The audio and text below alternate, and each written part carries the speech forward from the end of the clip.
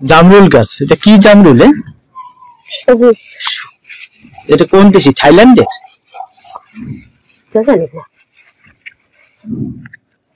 ওইরকম মনে হচ্ছে, মানে চায়না কি থাইল্যান্ড, যাই বিদেশি জাত। দেশি জামরুল না, দেশি জামরুল তো আমাদের বাড়ি ছিল। না না, সব খোলা লাগবে না। এই যে এই ভিতরে অনেক বড় বড় থোকা, সবার ভিতরে জামরুল। এই যে বড় বড় জামরুল, এর ভিতরে আলাদা আলাদা পলিথিন দিয়ে বেঁধে রাখা হয়েছে। আর এই পুরো গাছ, এই যে আবার ফুল, এই যে ফুল দেখা যাচ্ছে সব রকম ফুটিছে, এই যে ফুটিছে।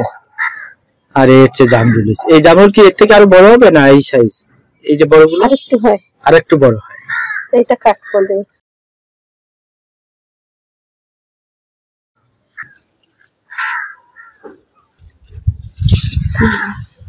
এই যে জামরুল, এই যে দেখেন দর্শক বৃন্দ, আপনাদের এখন অ্যাড্রেস না করে পারলাম না। আসলে ওই একটা টোকা এইভাবে গাছে অনেকগুলো টোকা আছে, ছোট গাছে। যদি মন প্রাণ দিয়ে চাষ করা যায়, গাছের সাথে কথা বলা যায়, পরিচর্যা করা যায় নিয়মিত। এই যে এখন দেখা যাচ্ছে যে এখানে এই যে এখন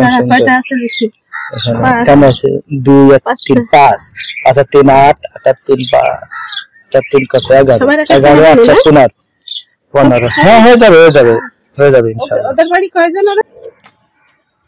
এতক্ষণ খেলাম তা ভিডিও হয়নি। এই যে জামরুল খাচ্ছি, খুব মিষ্টি। আপনাদের যে জামরুল গাছটা দেখালাম, খুব মিষ্টি এবং এত সুস্বাদু।